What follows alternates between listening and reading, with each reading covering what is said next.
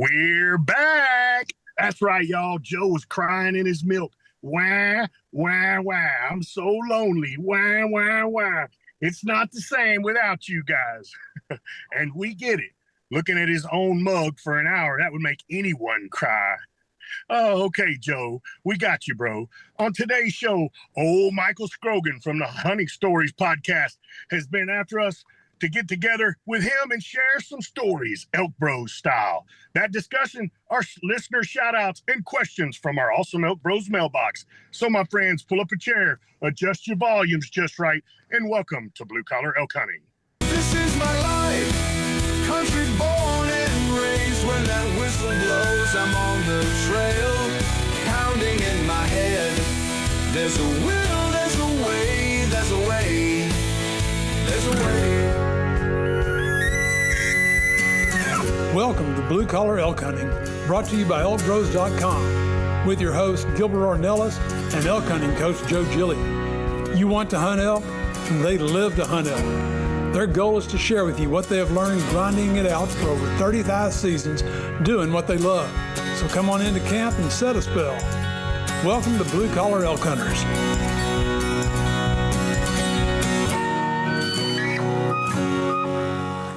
Hello there, everyone. If it's your first time with us, glad to have you. Hope you enjoy the show. And as always, for those blue-collar hunters following our show and grinding out with us every week, welcome back to Elk Camp. I'm Gilbert Ornelas coming to you from an undisclosed area in West Texas, and actually sitting in the bed, not the bed, but the cab of my truck. So I apologize if any of this audio is a little bit funky, but joining us today is we got the leader of the Venezuelan Mafia, Mr. Luis Gonzalez, in the house. We got the legend RC Knox, currently in San Antonio, Texas, and Mr. Leroy Chavez, the ninja. He's in Cimarron, New Mexico, and WWJGD's in the house. And our amigo from the Hunting Stories podcast, Mr. Michael Scrogan, is in the house. What's going on, fellas? Michael. Hey, Mike. Dude, we get to turn the tables on you today, man. I guess. I hope you guys are telling stories and it's not just me, because you guys got a lot more experience hunting than I do, but I'm excited to be here. Yeah, but we lie.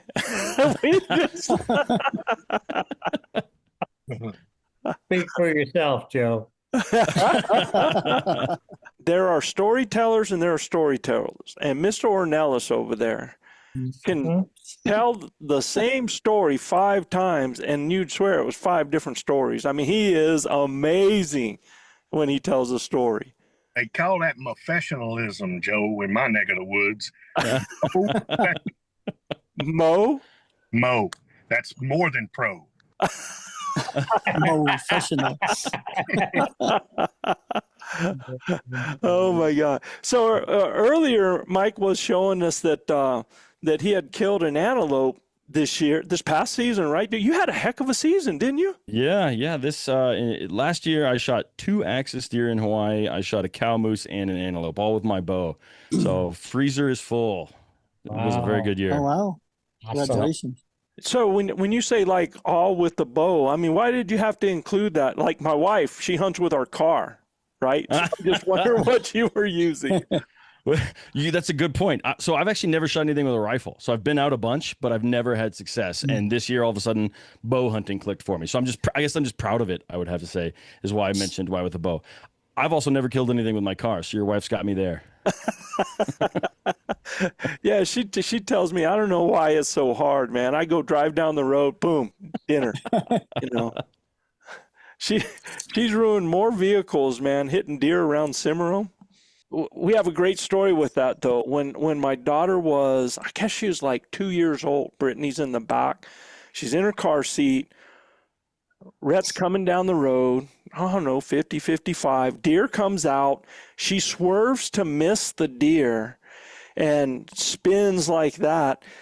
The vehicle comes to a stop, and Britt's like, don't do that again. And, as a little toddler, she says, don't do that again like that. And then as they're pulling through Lambert Hills and she sees the deer, she goes, Mama, deer, kill it.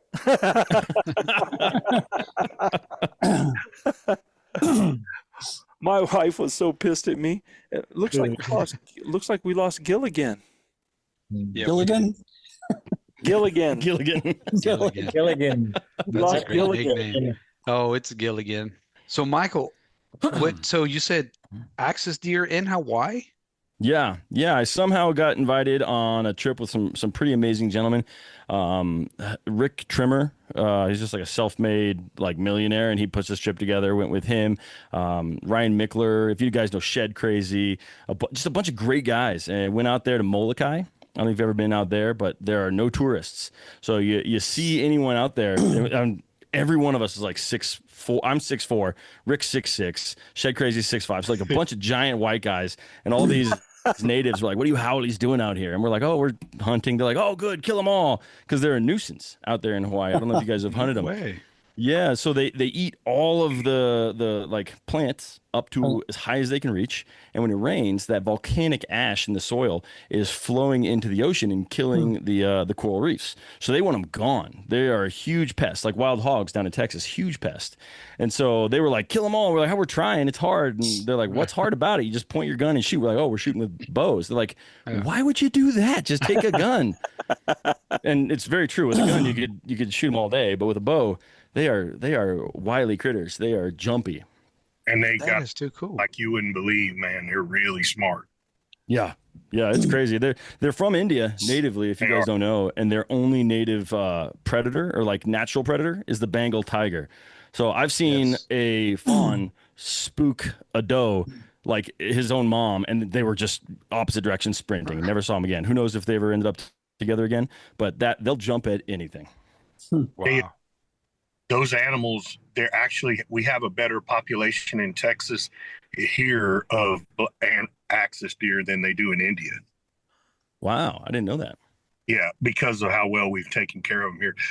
They get along really well with the grasslands here in Texas all over, right? Even in the West Texas market where it's really arid and stuff, they still, they take it in some pretty rough country. They just can't deal real well with the cold.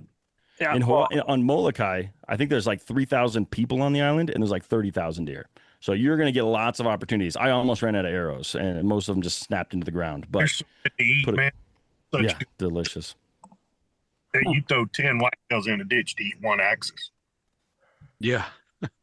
They are one beautiful animal. I hear the meat is unbelievable. Yes. Yeah. And their hides, if you can see over my shoulder here, this is the hide from the buck I shot. Just gorgeous animals. Elk, nilgai, axis. I mean, if you never killed a nilgai and ate a nilgai, phenomenal. Better. And oryx. Yeah, oryx is really good too. Absolutely. Yeah. Knox got to see the South Texas landscape last weekend, and I'm telling you, boys, they got another 3 inches down there yesterday. Awesome. It's going to be unbelievable.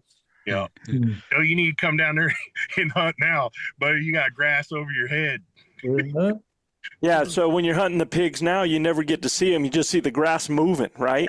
Right, exactly. Yeah. Yeah, that's a lot of fun, man. But I remember that time on the river, it was like that too, Gil. I could see just the grass moving, couldn't see the hogs, Joe got nose to nose with a couple of our South Texas pigs because that grass was so thick. I did. Yep. Yeah. And let me just tell you guys, man, I am so happy to see you guys. Yes, you too, Luis. I'm so happy to see you guys. I mean, I've been missing y'all, man. This stuff of doing that solo, man, let me tell you. Just seeing me on the other side and nobody, and I could swear I don't know how often I wouldn't want to see where I you was on the other going with side something, either. end up going someplace else. It's just like poor people. So Yeah, no, we get you, man. We wouldn't want to see you on the other side.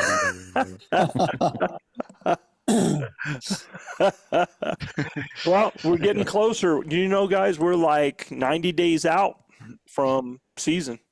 That makes me so nervous. I feel so unprepared this year, physically, like training wise. I need to get back to it, man. That's all right, Louise. I'll take care of you. Yeah, I know. That's the only thing that makes me feel better. let's rock this thing because I want to hear some stories, man. I want to hear Michael's story. Chav has never told the story. Michael, I think you've had RC on your show, right? No, I haven't had RC, but I've had Luis and Manano.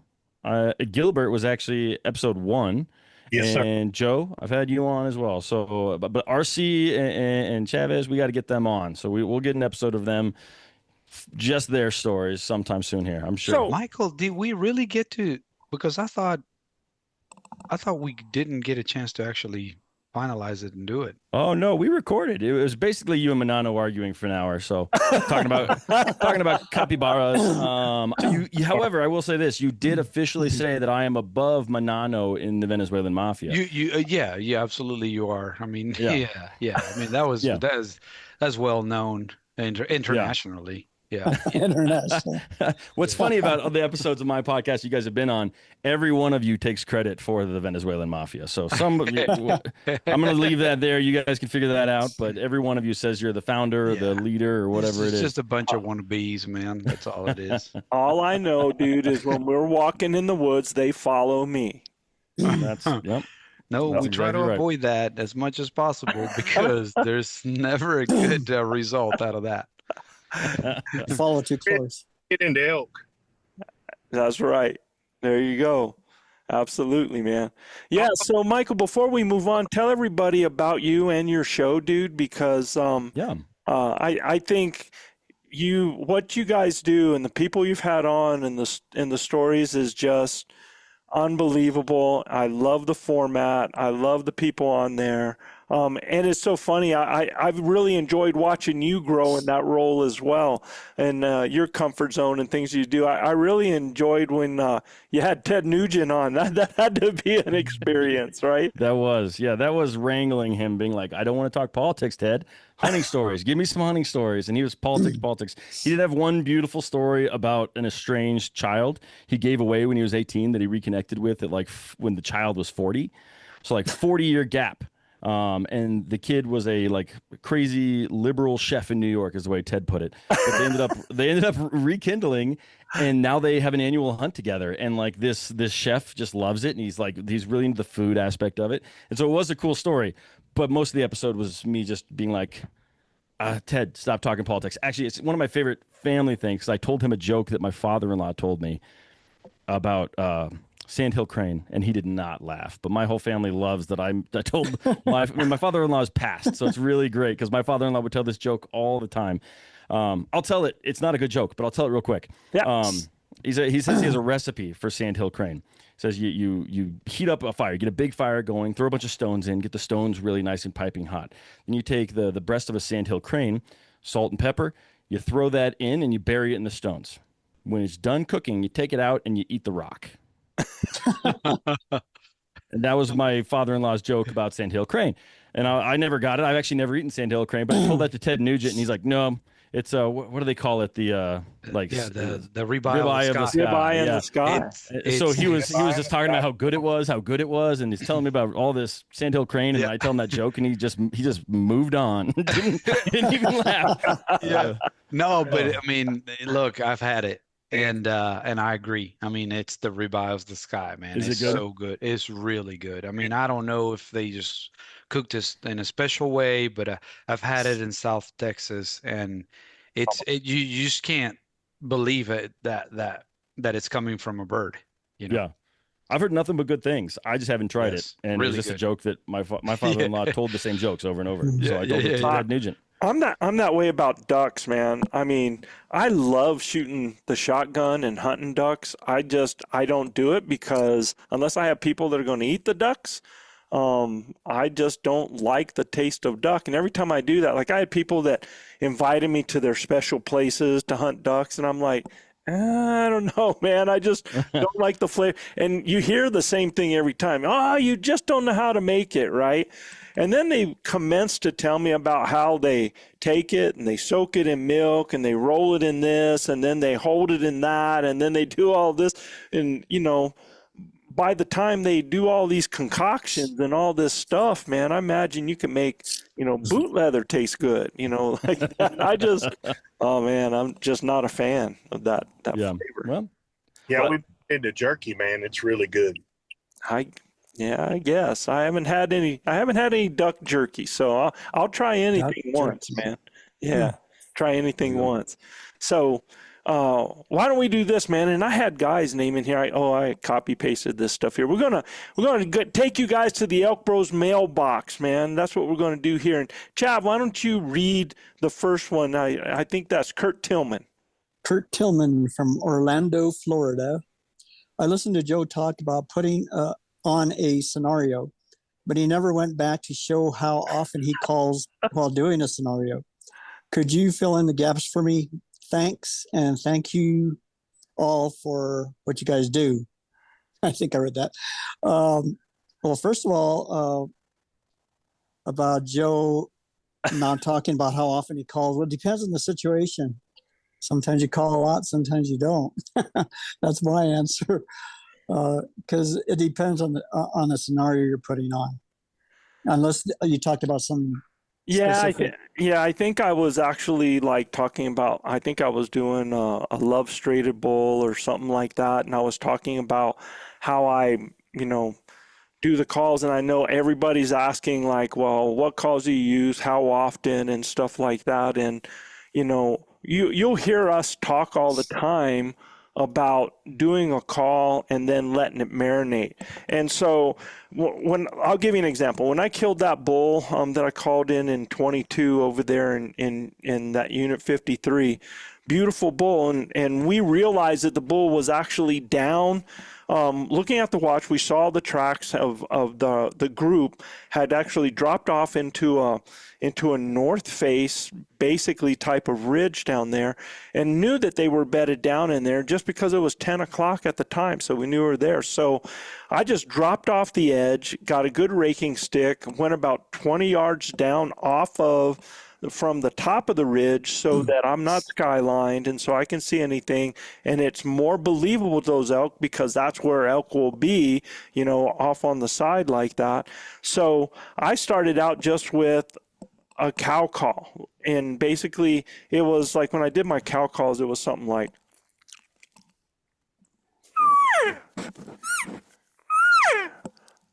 that, threw it out in the air and just waited. Now, how long do I wait?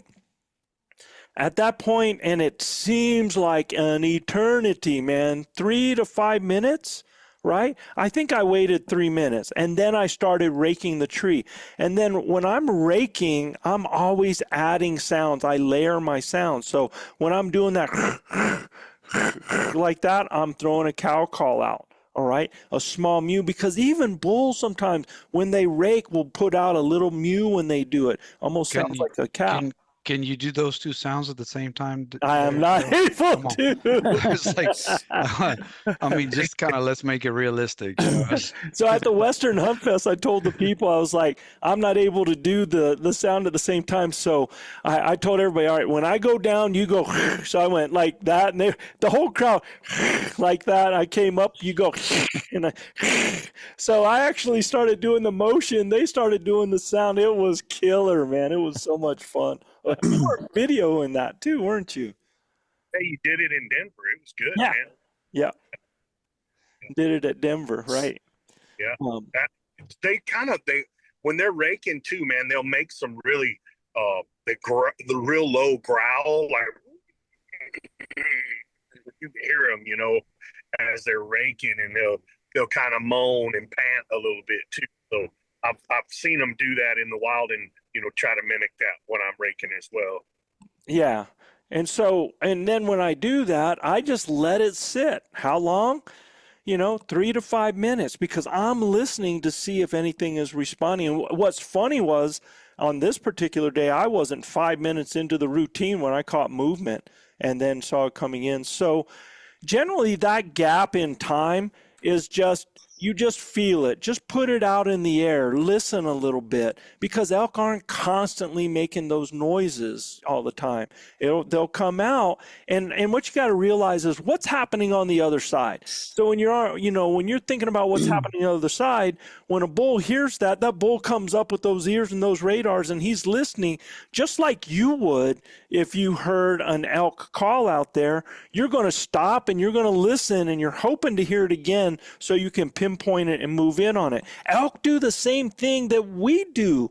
They're hunting other elk the same way we are, because when they hear those sounds, they're going to go to those sounds, but they're going to go to them in their time. So, sometimes I will make some cow sounds, and then maybe a minute later, I just throw one out. And then I'm going to let it go for maybe 3 to 5 minutes before I start my next one. I just want to make sure that I have some gaps in time, try to keep it natural, and try to let it flow like that. And for how long?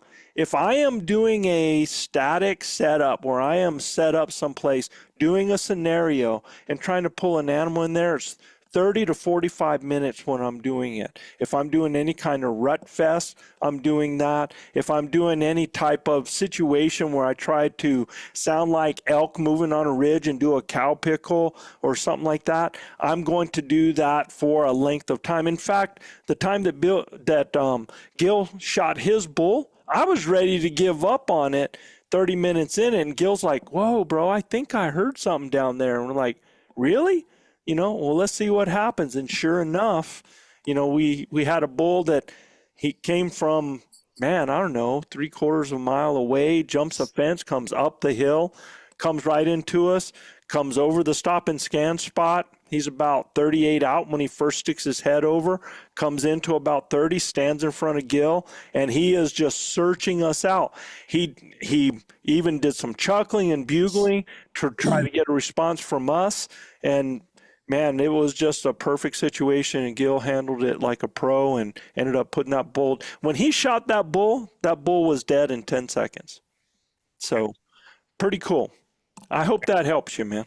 Yeah, that was a phenomenal. We had to really exercise some patience too, Joe. I mean, like you said, you were ready to bail, and I heard a log down there get kicked. I was like, and I thought I heard him growl once, like, "Ooh." And I'm like, "Joe, do one more lost cow call." And then he blew up.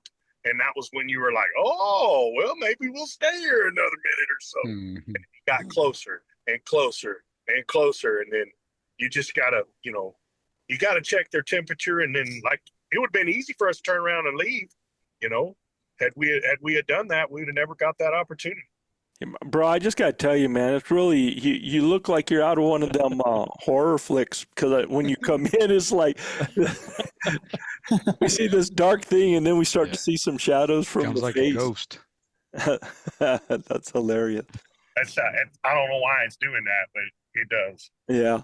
I'll take number 2, Taylor Jackson from Kansas City, Missouri. Hey, guys, love your show. I'm planning a scouting trip here in July for my hunt in Colorado. Is July too early? Will there be any benefit, and what should I be looking for? Michael, have you gone scouting in July? I have. I've put up cameras. I'll tell you my experience, and I'll also put a little asterisk on that, being that, like, I am a novice hunter as far as I'm concerned. Gotten lucky a few times, but I'd rather be lucky than good. But when I put out cameras and I go out, I see elk, and every day there's elk on those cameras. And then I go out and the season starts, and there aren't elk where I'm hunting. So that's my experience with going out then, and why I've stopped putting out cameras, because I get so excited, and then it's a big crash for me personally. So the elk are doing something different than they would be in September is my experience. And I'll let the experts, the ElkBros, actually. Let me ask you though, advice. bro, what elk were you seeing on camera? Cows, bulls? What were you seeing? Everything. We put up cameras. We saw, and these cameras were at 10,000 feet. In the mountains, we saw antelope, we saw bear, we saw turkey, we saw fox, we saw mule deer, does, bucks, we saw elk. Literally everything you could imagine. We were like, this is going to be the greatest hunting season we've ever had. Like, we had photos every day with herds walking through. When putting up the cameras, a herd of 40 bulls split us and just ran around us. We're like, this is amazing. This is the coolest. We're like, how can we not kill something here? I think the week before season started, every single camera went dead, and we didn't see anything the entire season long. And that was the same season I also fell and hurt my And back. by dead is not out of battery. It's no activity. Absolutely no activity at all. 4 cameras, nothing. So it was a huge surprise. So that's my experience. But I'll tell you, I'm still learning. So I'd love to hear what you guys think. Well, I don't even own a camera. I've never even used a camera myself, ever. Yeah. They're fun, but they're misleading. Yeah, and the whole July thing, it depends on what type of elk you're scouting. I mean, if you're scouting elk that migrate, because of conditions and stuff like that, you have large migration areas, then that's a whole lot different than some of the areas that we hunt in New Mexico, where you have a lot of resident elk in a lot of those areas. So generally, you can locate feed areas, you can locate bedding areas, you can locate, travel routes that they like to use in those areas. And in doing that, you're already giving yourself a heads up. Like, we've been hunting Unit 53 for the last few years, and they had a horrible wind event that came through there, and it looked like, honestly, like a nuclear explosion just laid trees down. It was unbelievable. To get through that was unbelievable. But as the years have gone, the elk have discovered what routes they use. And what's so cool about an event like that, it's kind of like rock slides, man. So if you had a big side of a mountain, my voice sounds like I'm going through puberty or something here. This is funny. If you have a big side of a mountain, if you have the big side of a mountain and it's all rock slid on there, you're not going to be looking for elk in that rock slide, right? That's someplace that isn't going to happen there. And when you have areas that are just super blown down, where elk are going, it's going to be extremely difficult for them to get through, you don't have to worry about looking in those areas, right? So where are you looking? Well, you're trying to find those areas where they can get through those types of wind event areas or blowdowns. You're looking for how they get around them to get to the feed that they want, the areas. Now, they might bed down next to some of those areas without going inside them. We even found some places where, you might have extreme blowdown. You have some areas where it's not so bad, and that became their alleyway in some of that. So when you can discover things like that, you start to be able to piece things together. Now, when I scout, Michael, for me, I really want to know the road and trail system, right?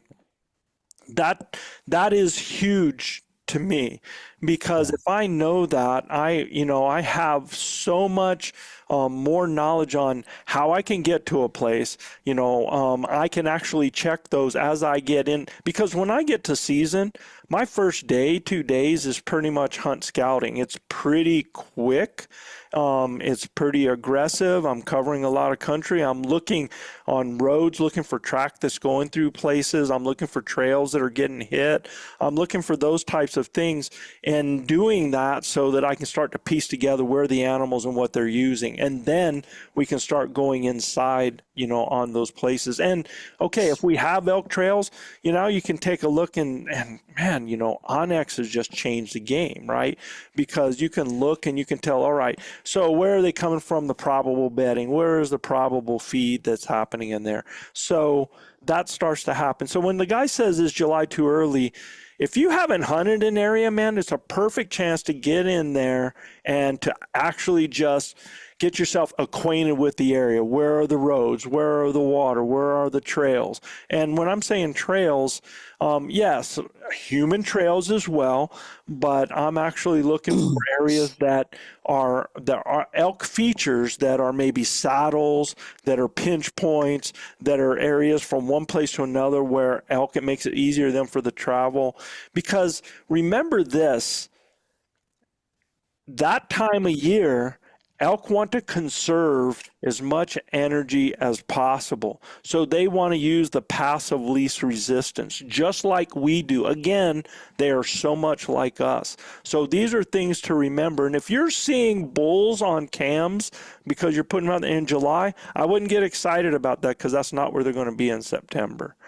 Yeah, I think that's exactly right, Joe. I'll say, looking for animals, July, not what I would recommend, but what I can say is going out and just learning the landscape has done a lot for me. In fact, I went out this last season, went out with a buddy, and we were 7 hours of hiking, and you can't you have this perfect line plotted on the topo and the satellite. It looks so great, and then you find out that's a 7-hour hike to go 4 miles because it's blowdown. Right. That happened to us last year. We got in there and we're like, this is the worst experience we've ever had, but we heard a chainsaw. And we followed the chainsaw. It turns out it was an old timer who built the secret path. And so now we can get back there in half an hour when previously it took us 7 hours. Now that's a perfect scenario where you find somebody who's like making a trail for you. Right. But you learn the land, and you will be more effective in the hunting season, regardless of whether or not you're finding animals, because they may or may not be the ones that'll be there in September. You know, Joe, we hunted our first time in Colorado, and we didn't know that, right? We made you and RC made some scouting trips and stuff like that, but just to the general areas where they camp, right? We didn't necessarily go into areas that we hunted. And I stayed up probably 2 of those nights, most all night, trying to figure out a way for me and RC to get to an area that we knew the elk were in, and it wasn't so hard to hike into, because some of it was pretty hard, right? And I ended up killing a bull in a place that took us half a day to get into. But if we wouldn't have got to know where we were at, it took me all day to get into it, right?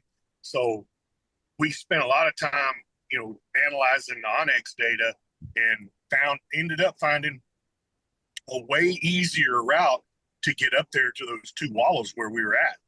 And we can hunt there every day, not a problem. But it took a lot of time to do that. So I think this. And I can tell you, Luis and Manano, when they went, early on, they were actually just trying to identify at what elevation they were finding the elk. 10,600 feet. Very specific. Exactly. 642 feet to be exact. We went back there 3 years later, same place.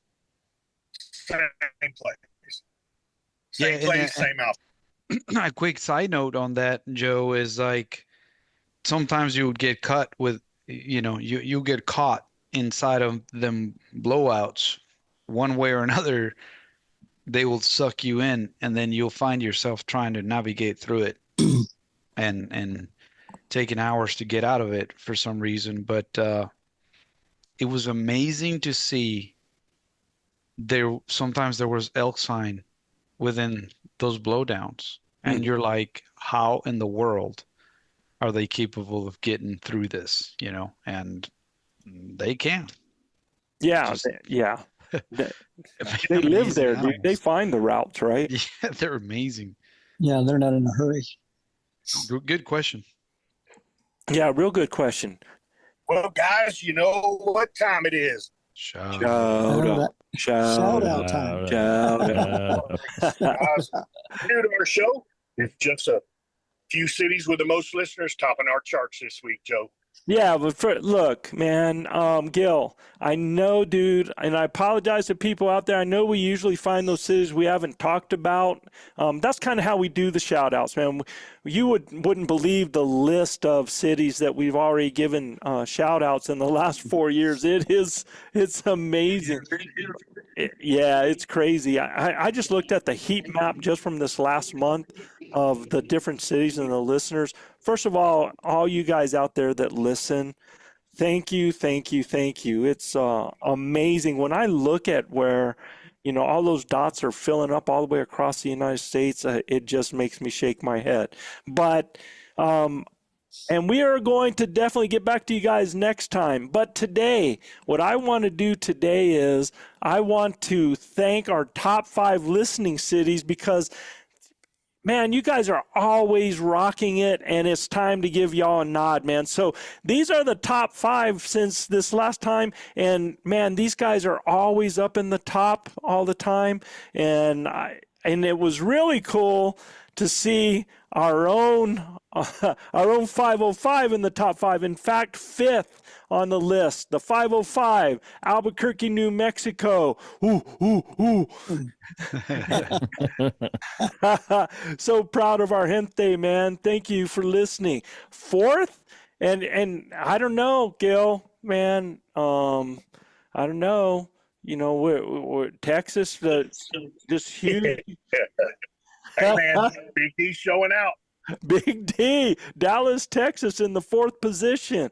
3rd position, up there in Utah, Salt Lake City, man. They're always up there in the tops, man. There we go. Yep. And the second of the big ones that listen, the other Big D, Denver, Colorado. And I'll tell you this, man. Hey, Dallas, I'm throwing the gauntlet down. Denver always is above Dallas in the listenings, man. Too cool. Huh? That's too cool. Yeah, I want to see some. And this week's number 1, drum roll, please. And this is amazing. I couldn't believe this, man. Great place to fish, great community. Did not expect this, and the amount of listenings that are coming from here. Salida, Colorado, you guys. Wow. Joe, please What? don't ever say Salida again. Why, bro? Just That's don't. how we say it here, man. It's wrong, Salida. It's wrong. Salida means exit.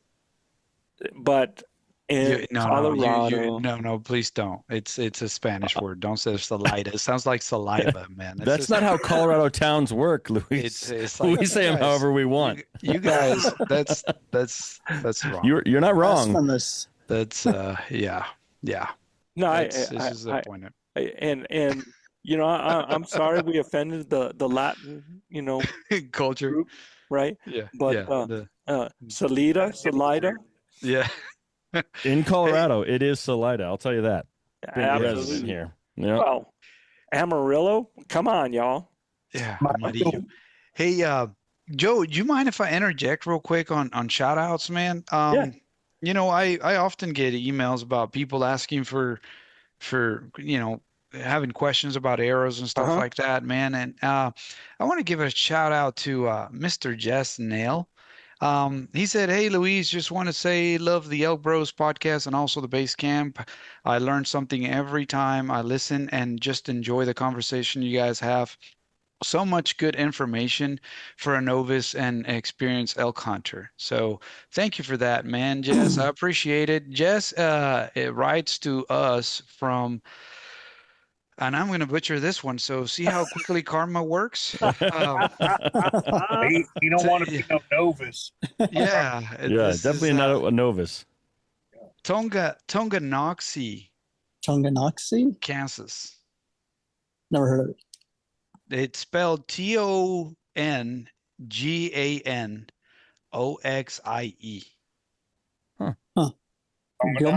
Gilbert, have you ever been there?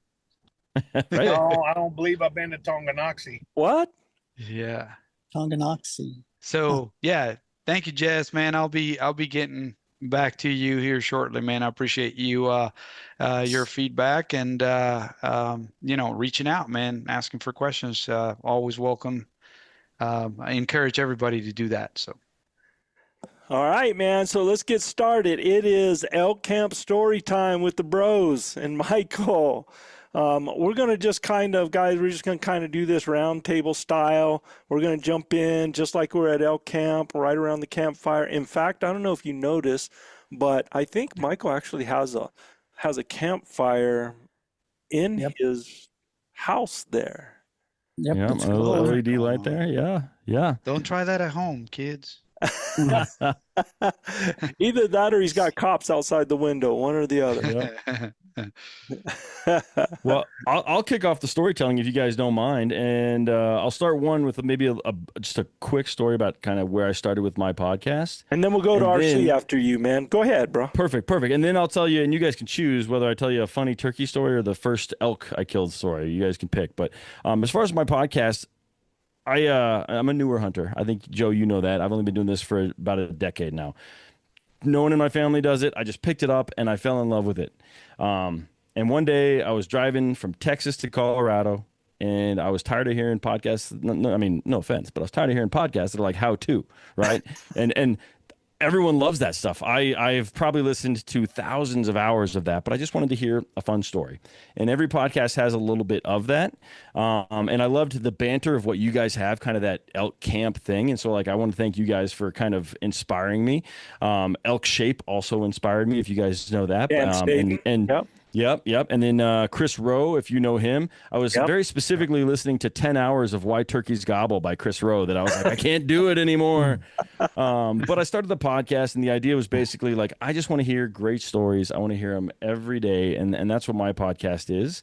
A new hunter every week telling their favorite stories, whether it's because they were full draw on a bull and their bowels released themselves, or because their father passed away and it was a very sentimental story. So the last time they ever hunted with their father or their grandfather or whatever it is. I've had lots of grown men in tears just telling the thing that's the most important to them. So it's been really fun. I've been at it for 3 years. I encourage everyone to check it out. But that being said, do you boys want to hear a pretty funny Texas turkey story, or the first time I ever killed an elk, which was actually last year? I would say start with a funny story, man. Well, I'm only going to give you one.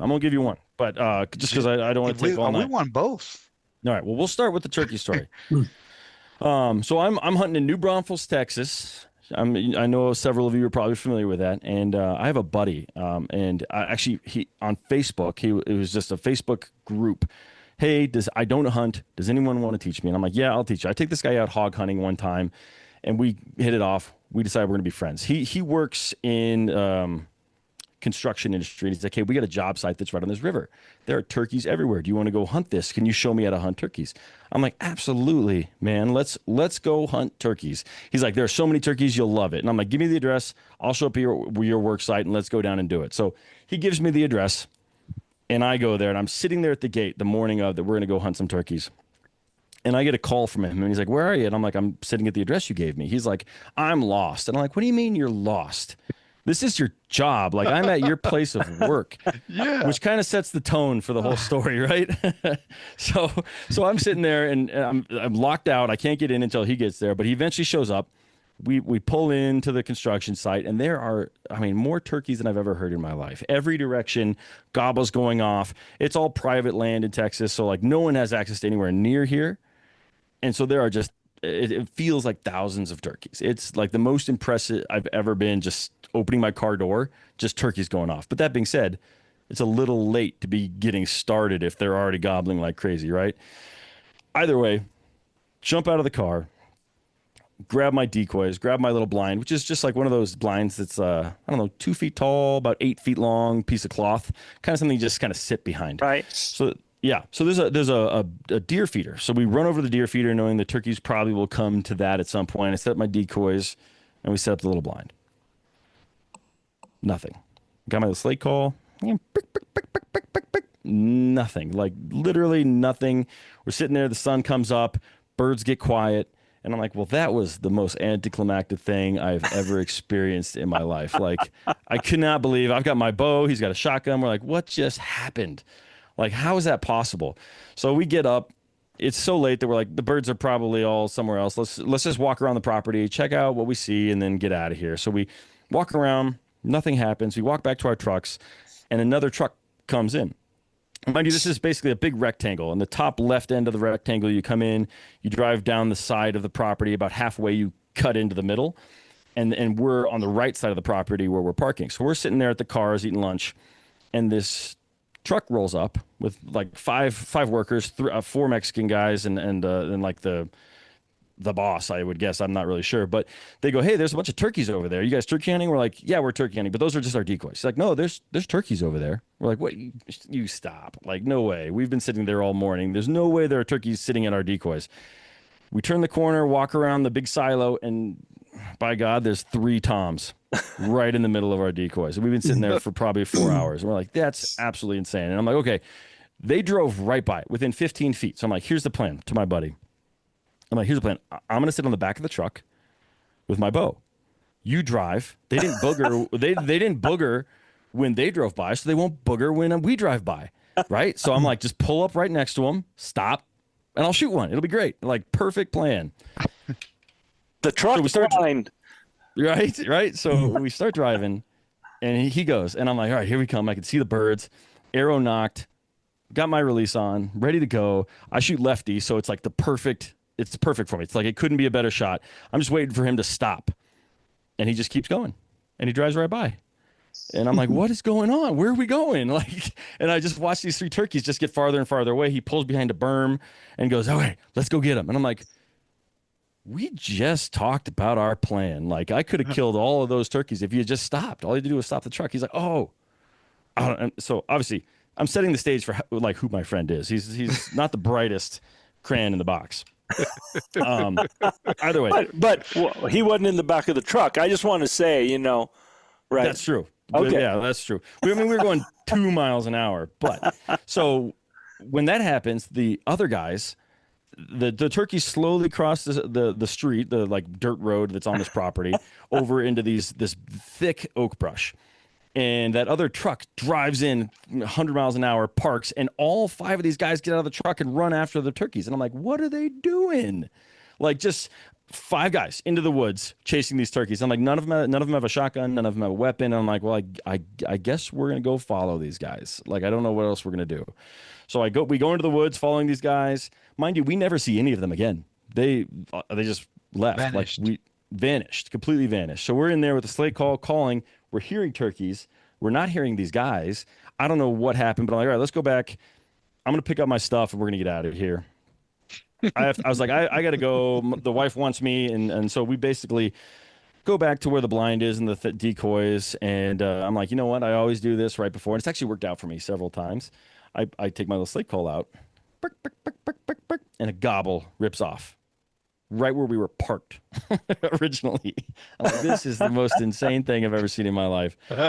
So we dive behind the little blind, and I'm like, okay, here's the deal. I've never shot my bow at an animal before. So like, if I miss, I'm like, have your shotgun ready. And I'm like, but I need you to call it in. So I call it halfway, and then I hand the slate call over, and I've taught him how. So he's calling, and that bird comes in on a line, probably 300 yards, right to the decoys. He gets his head behind like the small little arm of the feeder. I pull back. My arrow falls off the nock. So I've just got a dangling arrow on my rest. And I'm like, oh my God. And so the bird is over there, and I look at my buddy, and he's just zoned in on this bird. And I'm just psst, psst, psst, psst, like psst, trying to get his attention because I can't draw again because the bird's head is out. So eventually he realizes what's going on, and he lays down, belly crawls like the 6 feet over to me because it's COVID. It's 2020. We didn't know. We're like, oh, sit 6 feet away. That's what we're supposed to do. So he crawls over to me, grabs my arrow, puts it back right on my string. And I'm like, sweet. He doesn't take his hand off. And I'm like, get your hand off of my arrow, man. And I'm like, psst, psst. Like, I'm just trying to get his attention and be like, come on, man, like, let go of my arrow because I will break your fingers. He finally realizes what's going on. Let's go. That bird's still sitting there at about 15 yards, and I let her rip. I won't say it was a good shot, but it hit it right in the neck. Basically took the head off. That was not the intended shot. I was aiming body, but the bird went down immediately, and there we go. I've got my first archery kill ever. So that's one of my favorite stories because it's just like everything that could have gone wrong possibly did, but somehow it still worked out for me. So that's one of my favorite. He's had that issue with a knock before. Actually, that's a story I'm going to tell. So. Oh, is it? So, do you want me to go next? Yeah, that's a good segue, man. Because perfect. Okay, so, first of all, when Joe and I were hunting, after a couple of days, if we didn't really see a lot of sign, we'd split up and go different ways. So on this particular morning, I got up and waited till about sunrise because I was afraid to go out in the dark and I thought I might get lost on the roads. So I took the four-wheeler out for a half-hour drive. My destination was a pond in a plateau area that's surrounded by trees. So, I drove to an area where I was going to park and walk to it. So the first thing I do was kick my leg over, getting off the four-wheeler, and I immediately get a cramp. So I fall to the ground and I'm kind of writhing in pain there for a few minutes till my muscles relax. So I didn't know at that time that was going to foreshadow the day I was going to have. But anyway, too many drinks the night before, I think, maybe. Yeah. So anyway, I start walking down this hill, and it's a pretty good arroyo like this. And when I get to the bottom of it, I see some tracks going down this game trail. So I said, well, I can maybe make it a shortcut, go that way, and then cut up and go up on top of the plateau and find that lake, and maybe catch the elk going to their beds. So I follow that trail for a while. Then it opens up into a U-shaped canyon, and it kind of reminded me of a story on one of Louis L'Amour's books. It's a beautiful little box canyon that just goes on for a while. The grass is about up to my knees. There's a little creek. I don't know if you call it a creek or a stream. It's only about that wide, but it goes right down the middle of it. The grass is almost up to my knees, but on the sides, it goes straight up. So there's no way to climb it. And it rivals 53 because if you want to climb one of the sides where I was at when I first started, I'd have to go on my hands and knees, and that wasn't going to happen. So I just walked down a little bit further, and I got to a point where I could see up ahead that the sides of the canyon were coming down at a gentler slope. And I said, there's my opportunity to get up on top and check things out. So I got to an area where I could see some where the dirt had been kicked up and stuff. So I figured, well, that's the place right there. That's the trail. That's the trail the elk are going up and down. Because when I was walking down, I saw several beds on the grass. I saw some track. I saw some droppings. So I knew it was a place that the elk frequent. And like Joe said previously, they take the path of least resistance. So I knew it was going to be an easy trail, possibly. So when I got to the bottom of the trail, I could see it was really worn. The cattle probably used it too.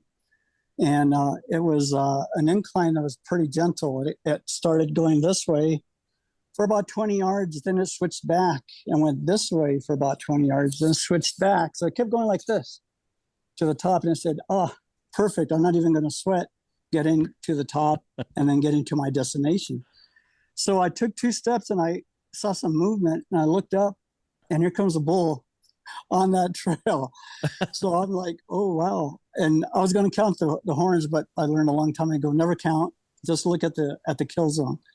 So I got off the trail and I knocked an arrow.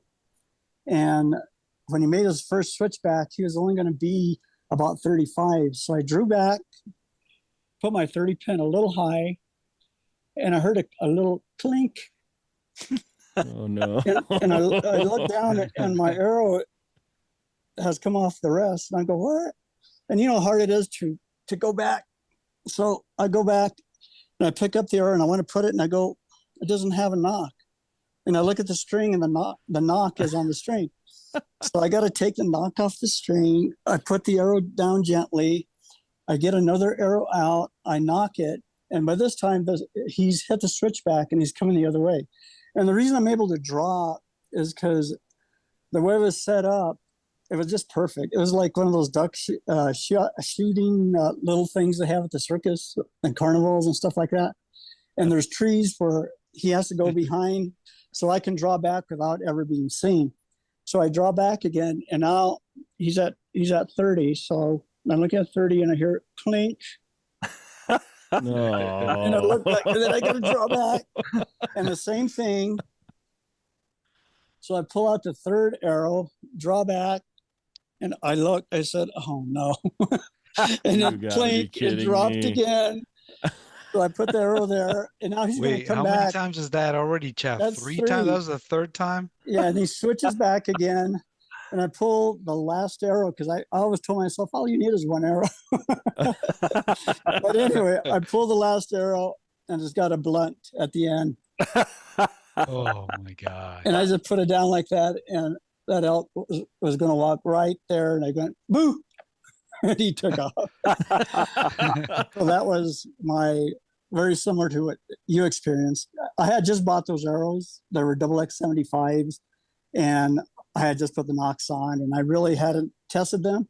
I said, I'll save my Gotcha. good arrows for the hunt and just shoot my old arrows for practice. So, live and learn. So that was an adventure for sure. The best lessons are self-taught. I Right. can't believe you got 4 arrows out with that bull not spooking. That's No, a great story. I mean, it was like the You're not. perfect situation. And I knew the yardage, it wasn't crazy times. So I just want everybody to know that we accomplished a world record today. Yes. Yes. doubt. I know what that record Offered is. 5 minutes. Yes. Yeah. Too cool. I was actually thinking that at the beginning. I was like, this is already my favorite episode of the ElkBros Yes. ever, Absolutely. because Yeah. Leroy has talked more than he's ever talked before. Yes. Yeah, I wanted And to talk about on Mr. Chavez, the ninja there, to go with that what he just said. So I watched it happen in front of me. Same kind of scenario, man. I mean, and he had just watched me kill the biggest bull I killed. And I think we called in 7 bulls that morning, and I killed a really big bull, and we didn't even know he was dead yet. I knew he fell over and we could hear him gurgling. And about that time, I call in another really big 6x6 for Chav at I don't know, 25, 28 yards. He draws, and he had drawn on a cow and let down on it because we had the bull coming in. And he drawn on a cow and let down on it. And what we didn't look at is when he let down, his knot pinched forward on the string. So when he drew back the next time on the bull, the knock was not on the arrow, right? It just barely slipped off. So when the bull's standing there at 25 yards, like, give it to me, right? I mean, broadside, and he shoots that thing, and it sounds like a 22 going on. And man, and the arrow just goes right underneath, right in front of the bull. And he looks down at the arrow, and he looks over there at us, and he looks back down at the arrow, and he looks back at Chav, and I look at Chav, and the string, everything's blown up on the bow. And I'm like, oh my gosh, man. And to make matters worse, we called him back like 3 times, and we just kept messing with him. I'm thinking, well, maybe we'll get his bow put back together. And we got the string back on, but we didn't have the cable guide. And Yeah, that the cable guide broke off. the cable guide broke off. So when he draws back the next time, and to shoot the same bull now, when he draws back the next time, it barely goes out of the arrow when he sends it because there's no cable guide, right? So, yeah, man, I watched that unfold. It's just horrible. But man, what a day we had calling in bulls. Yeah, it was fun. That's a great story. Well, Chavez had we're riding on the 4-wheeler, and somehow the branch of an oak brush, and he's carrying his bow with him, and the branch goes in, catches right between the axle and the string as it pulls, and next thing you know, wham! It just rolls that cable right off the axle and just blows it up. So, we're up at the top of the mountains. We're on a hunt. We don't have anything, and you're like, well, I've seen how bow presses work, so we just got us inside of an oak brush grove where there's a bunch of them growing. And the way our oak brush, the taller oak brush that goes up about 8-10 feet, that's real close together. All the trunks are about that big around and stuff. So we just took a come along and put it on one and got his bow and put it between a couple of them that were there and just started cranking on the handle and actually made a bow press out of the oak brush grove and got his bow fixed so he could hunt again. Always Chav, man. Always. Stories like that is too much. RC Knox. I want to hear RC have a 5-minute record, man. You got to unmute yourself.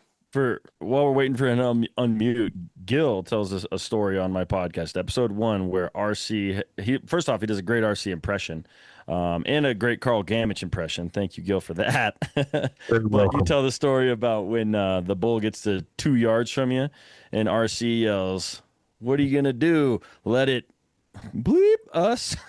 Yeah, you're gonna let him, Keep it family friendly. You're gonna Do let him something.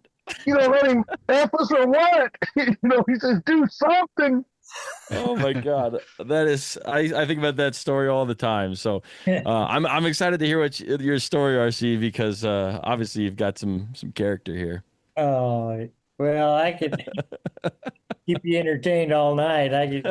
But I think I'll tell the one on Sean and the spike. But we're in 48 and we're hunting up there, and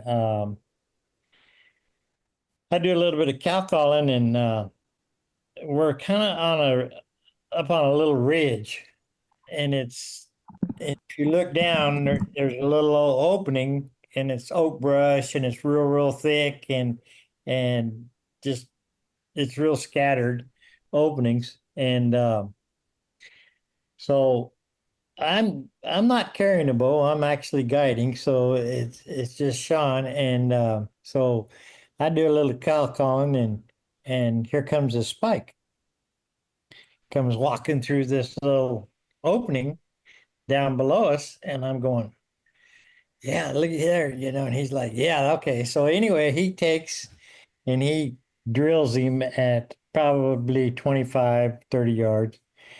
It's a good shot, but it's so thick that I'm gonna have to fight the oak brush just to try to get down to where the animal was. And so I told him, I said, you stay right here.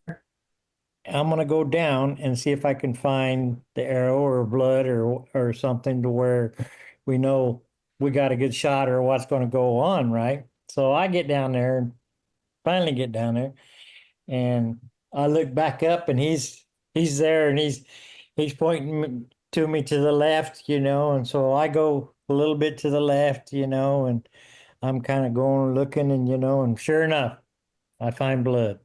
Man, I'm all pumped. So I tell him, come on down, so I wait for him, and he's coming down.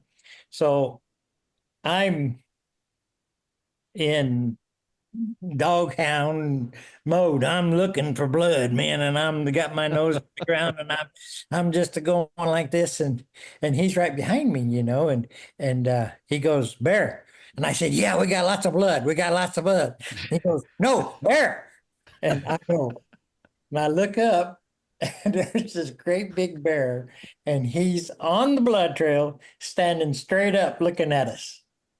And it was so funny because we both hit each other at the same time and ran the opposite direction of this bear. Just took off, and we're running side by side. And I went, oh, wait a minute. Don't you have a bear license? And he goes, yeah. And it was so funny because it was like this bear standing there like, and we turned around and like, we got a bear license, and this bear goes, oh shit.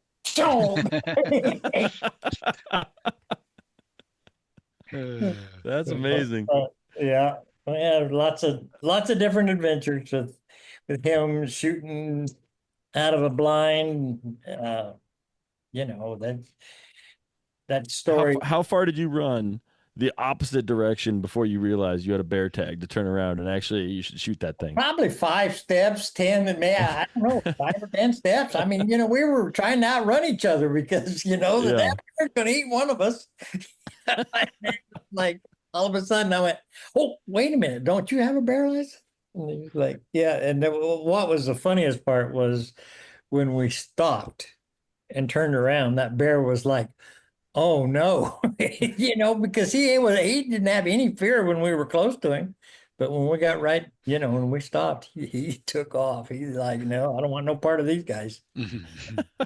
I assume because you said you were just on the blood trail. I assume you guys found that spike, packed it out. Oh yeah. Yeah. Oh yeah. That's awesome.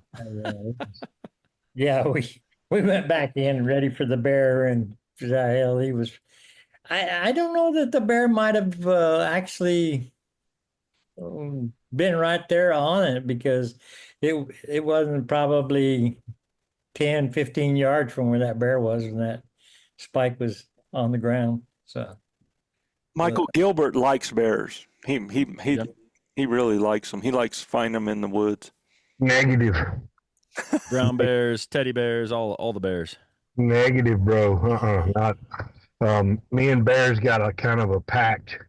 Me and Chav got real nose to nose with a giant one on one of my kills. I thought I left my hat at the kill site, and I think he ate it because he was pissed off. And the hat was not there, but the bear was. And when Chav and I got there, we kind of walked around this little corner, and I don't think he and I even thought about there being a bear there, but I promise you from now on, I'm checking from half a mile away when I walk up to one, because when we walked through there, this big, giant bull bear was walking in at the same time. And I don't know, Chav, how far do you think he was from us when we discovered him? Oh, gosh. I'd say easily within 75, 50 yards. Pretty close. Yeah, and he just kept coming, and coming, and I'm like, oh my! And then he got angry and pumped his jaws at us and closed the distance really fast and bluff charged us. Well, I know better not to run, and I got angry. I didn't have anything but a grunt tube with me and a pocket knife, but I knew I wasn't going out. Bitch style for sure. If he's eating me, he's going to eat all of me. And I got kind of angry, and Chav, I looked over at Chav, and Chav don't cuss, man. I'm telling you, I heard him say one cuss word in my life, and he starts going, hey, man, throwing his hands way up in the air, and he looks over at me, he goes, God damn it.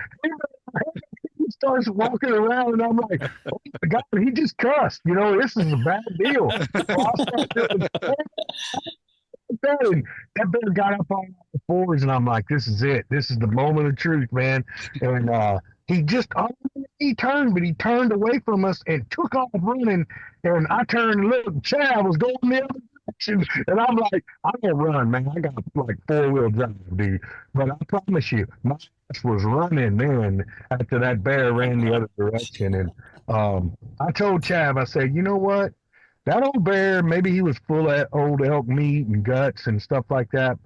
But I said, I don't know if that's my spirit animal or what, dude. But here's the deal. He gave me a pass here in New Mexico. So all New Mexican bears and really U.S. bears get a pass from Big O. I'm not killing one. Now, if I go to Canada, Canadian bears might be on the hit list, but American bears get a pass. They gave me a pass. So, I try to stay clear of them, man, but I've had some really close encounters with them elk hunting, and generally they've given me a pass, and they didn't have to. That one for sure didn't, because he was pissed off that we were there by his kill site, It was not, I'll never forget the sound of those jaws popping together and everything. When you're in the presence of something that can and will eat you, it is an humbling experience, Yeah. I've never hunted in Africa, but being around an African lion or a pride of lion, I said I've never been in I have been in Africa, but I haven't hunted there. We actually just photo safaried, and they fed the lions when we went in there. And I asked the guy driving the the Jeep. I said, "Hey man, y'all got any kind of weapons in here?" "Oh no, we don't allow weapons inside the concession." I looked at him and I went, "You know what, driving through a private weapons and we ain't got no weapon in here?" He goes, "Oh no." He goes, "They won't go crazy. We just fed them." I said, "I ain't worried about them going crazy. I'm worried about them going lying. That's what they do is bullshit. They eat big O's a big target, you know." And I'm with another guy named Mike Albertson, a real close friend of mine. He's 6'9", big old boy, man. We're like live eating steaks, you know. So I said, "Man, I'm not worried about them going crazy. I'm worried about them going lying." And he goes, "No, we fed them really good." And when you're in the presence of something that can eat you, it's awfully humbling, you know. How these guys hunt these brown bears and stuff like that and get up close and personal with them and shoot them with a bow, man. It takes a special individual to want to be that close to death, you know. Because they do it for a living. Yeah. I mean, they don't miss. I've had a few on my podcast, a few brown bear stories. Every single one of them, hair on the back of my neck is straight up. They're always terrifying. One gentleman, his dad and him got jumped in Alaska, like 100 miles from anything. And while shooting the bear as they were defending themselves, he shot himself in the leg. It was just a crazy story. Oh, wow. Yeah. Just absolutely crazy. I think they shot the bear 20 times before it fell on top of him, and his dad had to get the bear off, and one of the rounds went through his own leg. So. Yeah, see, I'm out, man. I'm out. Yeah. Right? I'm ready to test my look. I've faced death before and had 5 fights and all this other stuff, brother. I'm not tempting fate. When you stand in front of a freight train, bro, the freight train's gonna win sooner or later, right? So I'm not standing in line for some brown bear to want to eat me, dude. That's just part of what they do. You can't fault them for it. You know, that's what they do. I'm not getting in line for that. So all good on them bear hunters. Congratulations.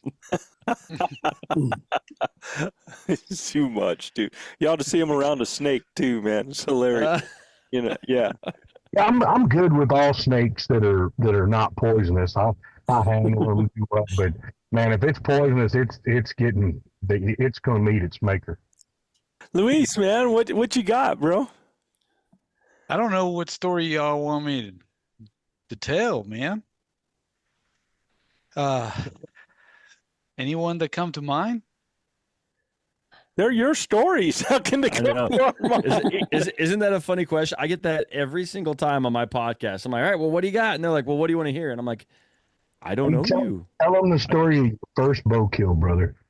Here's one. You've told this on my podcast, Luis, which is when you and Manano first met and like you were introduced to each other, and the first time I think he had never killed anything, or is that right?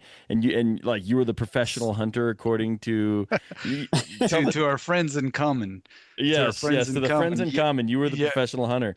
Yeah, I think that's a great story. I don't know if you guys have heard that story, but I listened to that actually like yesterday, just to make sure I was caught up, and it cracks me up. And it's probably not as good without Manano like giving his 2 cents, but I'd love to hear it just one-sided. No, yeah, it was he never actually killed anything, and that weekend I showed up and just as we were leaving, I had never killed anything with my bow either, and some hogs happened to come across, and he shot one, and I found it. So all his friends that knew that he had been hunting for a long time, they were like, yeah, we all know that Luis killed it, and he's just letting you take credit for it, So, that was a cool experience there.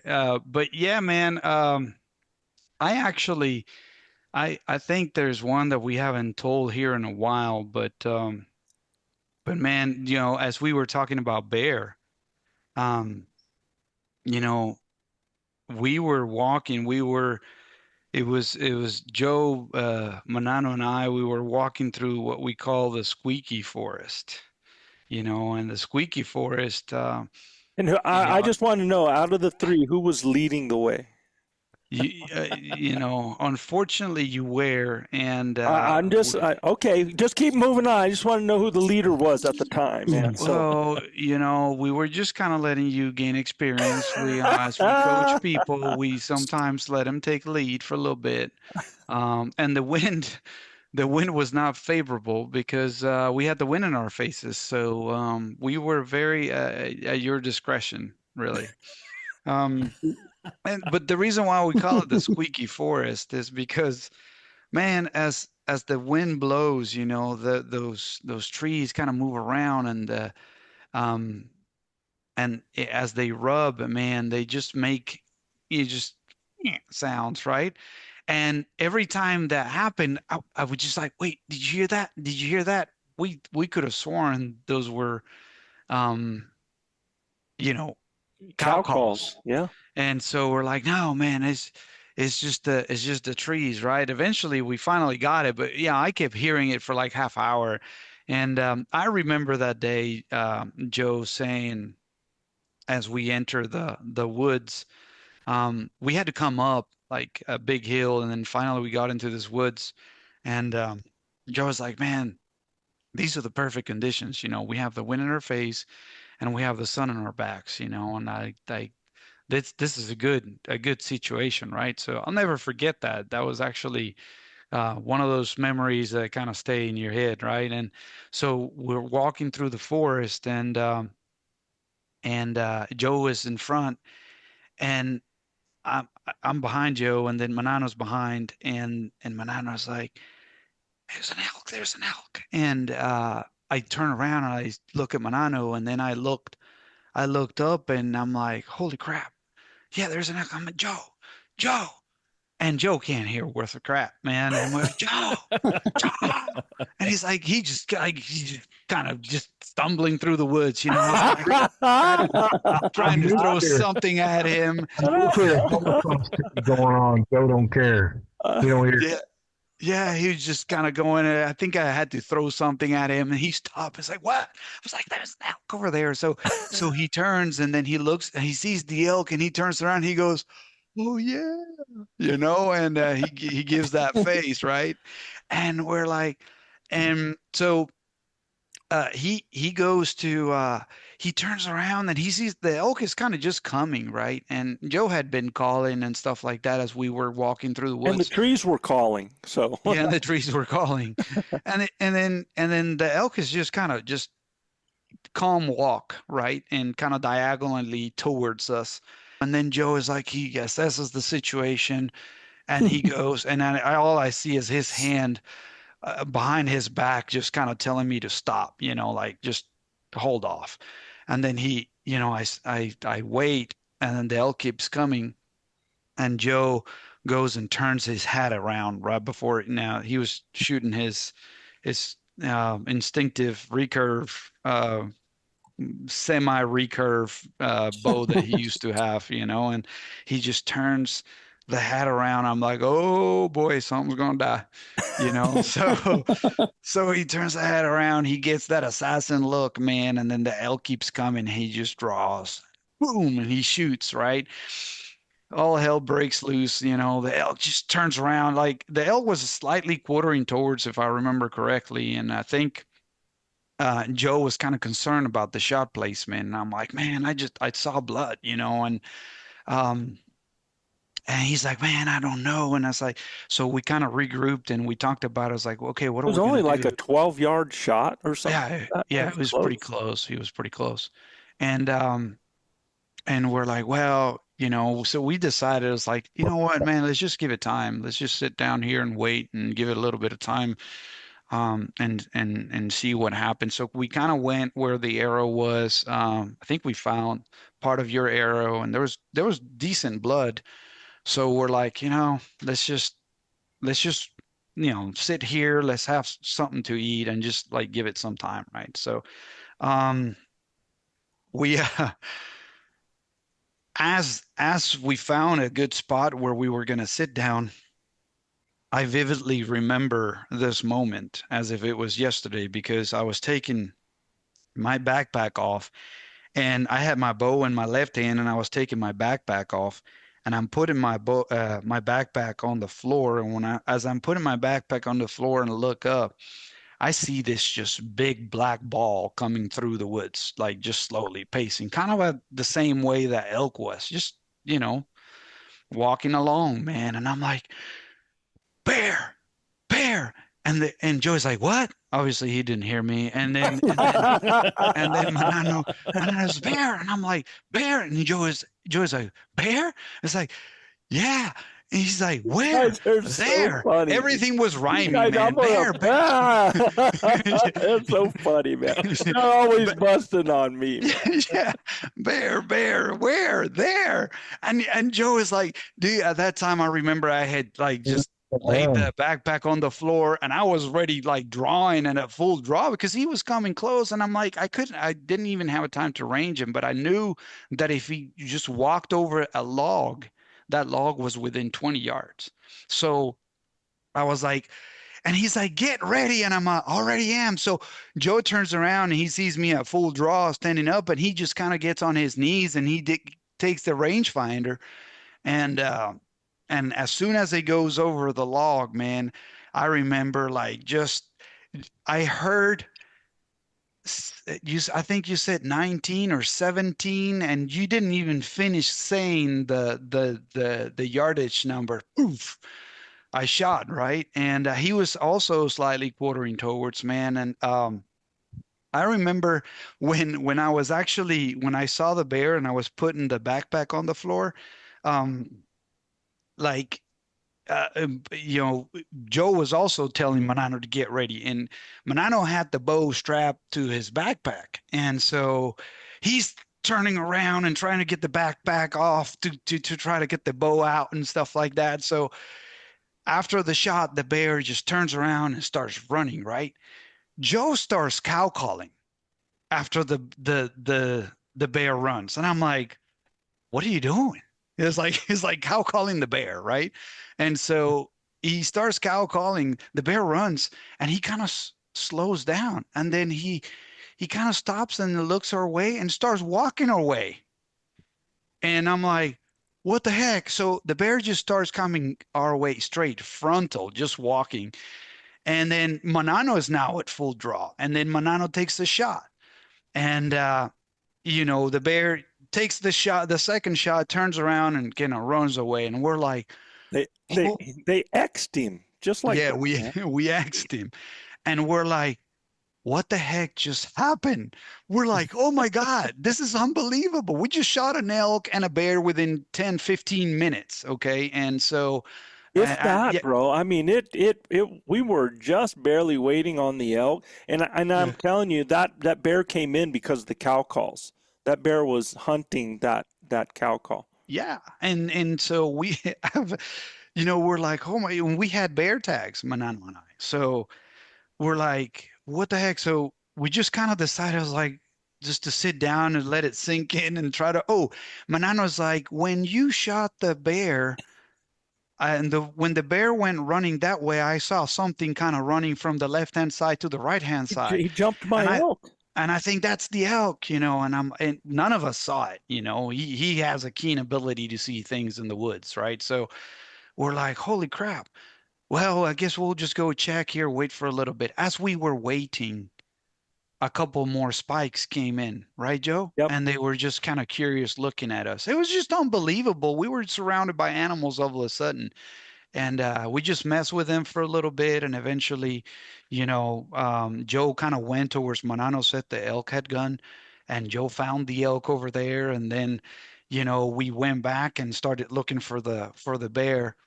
But that bear, man, he went a long ways. Being extra like that? Oh, yeah. Man. He was, so my shot kind of went like close to the front shoulder and came out around the guts, and Manano's kind of scratched his eye on the left-hand side and went through between the shoulder blade and the neck, and it came out like further out. And so, I mean, and that bear probably went over 200 yards with that in there. And then there was a spot where we found it. And this is a great part of the story, right? So we're all like kind of scattered looking. It took us a while to find him. I found a spot to where you could see that there was kind of blood, but there was a log that was being bitten and stuff like that, almost as if the bear was kind of like a raccoon, like it's fighting to kind of get the arrows out or something, and it was just tore up. So when I find that, I look up and I see this black mass underneath a little pine tree. And I'm like, oh crap, there's the bear. So right, I've never been that close to a bear before, so I'm a little scared. I was like, I go back and tell the guys, I was like, the bear's right there, man. It's underneath that pine tree, man. I was like, oh, okay. Well, and Joe was like, all right, guys, let's plan this out. You know, I'm like, okay, so Luis, you and I, we're going to go over there, have an arrow knocked and ready. So him and I, we both have an arrow knocked. Manano, you stay by here, you know, just like kind of look at it and see what happens. You know, if he goes running, take another shot at it, whatever. We're just trying to figure out how we're going to get close, right? So Joe and I are just like, a wounded bear, dude. yes, Right? Yeah. yes. I'm like, oh no, man. And you just don't walk, you know, elk, you're going to walk up, tap it on the, you know, Yeah. that friggin' wounded bear can turn on you like, and that's a scary situation. Like a goose. Yeah. Yeah. So we're like just kind of going slow, and he's like, and Joe is looking at the bear, and he looks back at me just to see if I'm behind him, you know, and we're just kind of but we're both scared, man. And we're like, what the heck? So I'm taking the lead. I'm taking it to the team here, right? yeah. You know? Then he grabs a little rock, right? Still And leading. he grabs Still this little leading. rock, and he's like, I'm just gonna throw this rock to see what happens. Just get ready. So he grabs the rock and he throws it. Michael, are you right-handed or left-handed? I am right-handed, shoot lefty. But yeah. You're right. Have you tried throwing a rock with your left hand before? I'm sure. Yeah. It doesn't look very pretty, right? It's just not very elegant. It just comes out very feminine-like, you know, and this is like, that's how that throw looked. And the rock didn't even make it to the bear. We were not but 20 yards from it. It just it was comical, man. That big mass was here and that rock landed in front. It was like, boing, boing, boing, boing, boing, boing. And then he was like, I'm like, Joe, come on, man. What's up with this? So I grab another rock, I throw at it, and it's just like, it hits him. And he turns around and it's like, he's dead. And so we get close to it, you know, we tap again. I mean, he was definitely dead. And man, we're just freaking celebrating. Now we had a situation, right? We had two big dead animals. And it was just the three of us scratching our heads and say, what are we going to do? Right. So we didn't have Onyx at that time. No. You found that road right below where that bear was with, what did you have? You had like a little GPS. It was like yeah, it was one of the old like Garmin's or something. Garmin's. Yeah. So we found that road. Luckily, that road wasn't far from where the camp was, man. And so Joe went over there to you know, get the cavalry. And in the meantime, Manano and I were butchering. I mean, dude. So here's the other thing, right? These guys, when they show up to Elk Camp, these guys they're pig hunters, right? Yeah. And they were trying to help. Honestly, they were trying to help. They found my elk while I was trying to work everything out. So, you know, we had found my elk, and then I left to go get the vehicle so we could get everything gathered up. Well, these guys carry these machetes, big friggin' steel knives. They're I've never seen anything like it. Look like it should be going on a shaft of a stick to be used as a spear or something like. Rambo Crocodile Dundee. It's like, you call that a knife? This is a knife. But it's like it's like one piece of steel where the handle is like curled out of that steel to be the handle, you know, like a bayonet style. And I mean, it starts at their hip and it comes down to their friggin' knee, right? And they pull out these things, man, like a machete, man. And they start and they said, well, we'll take care of your elk while you get there. And oh my God, man. I mean, they tried. Honestly, they tried, but I got back and that friggin' thing had been hacked and whacked, and I mean nothing but fajita meat. So unthankful, man. By the time he got back, he was so slow going to camp and coming back that by the time they got back, the bear was already gutted, and the elk, half the we body had was already quartered. removed. Yeah, half of it was already quarter, and the had top. to make hamburger meat, bro. We had to make hamburger meat. It was pathetic. You know, I mean, Scared the bear. Next time I'm gonna go and get the boys. You stay behind and take care of all that. But yeah, man, we finally got back to camp, and then I had to, skin the whole bear, and we got to work on that elk. But the end of that day, we wore out, but happy as hippos, man. It was pretty cool. Very, very Yeah, amazing. it was quite the story, man. Yeah, It I don't was think that's pretty something that special. that's difficult to replicate. You know what I mean? Just like a day like that. So You can go back. You can go to our ElkBros store, the gear. If you go to just our Shopify store, and it has about us on there, and you'll see that photo that was taken, all of us with their bear. there. And I mean, I couldn't have been prouder of those guys. I was, the elk, I'm used to killing elk, man, but to see the pure joy and these guys after taking that bear, it was so cool. All of us were so pumped, and it really made for a great moment. Yeah, we didn't have an elk tag. We decided we were coming to elk camp. I had a turkey tag and the boys had a bear tag, and we ended up killing a turkey. My first Miriam killed a turkey, we killed a bear, and we killed an elk that trip. So it was cool. Yeah, Gil ended up taking a turkey, man. It's so funny because Gil says, "Well, man, if I get a turkey tag, you think I can get me a turkey out?" And sure enough, one just walked out there, and he put the Coupe de Gracie on it, so it was over with. That was a great hunt. I mean, that's one of our first hunts together, and it was pretty special. Really, It was pretty cool. Yeah. So no, I think That's such a great definitely story. a good story to share. I love it. I love it. I can't help but think, like, if you mess with the Venezuelan mafia, you get X'd. Like, that's just how it X'd is. out. Yeah. Oh man. And those guys, man. So after I shoot mine, right?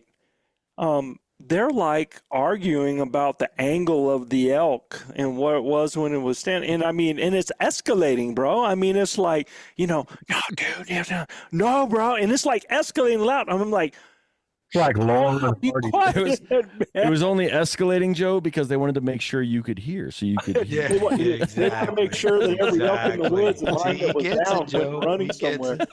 Yeah. So look, we make a lot of fun of Joe not being able to hear, but You don't need to.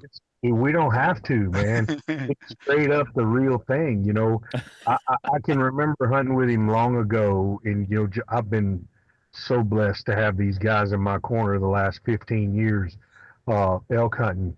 But it was, I don't know, maybe year 6 or 7. That it was just after Carl Gamage passed, and Joe and I were hunting together, and we had a morning like no other. It was a beautiful morning.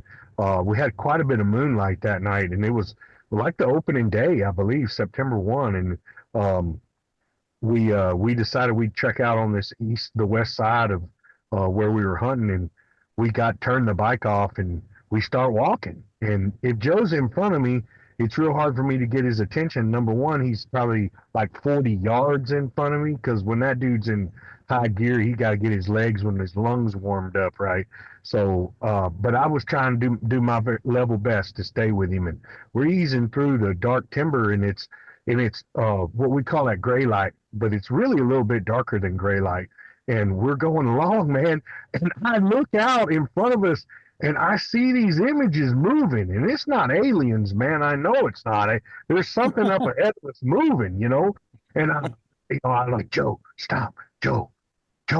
And then he's not stopping. He's just marching right to him, and I'm like, Joe. Finally, man, I pick up.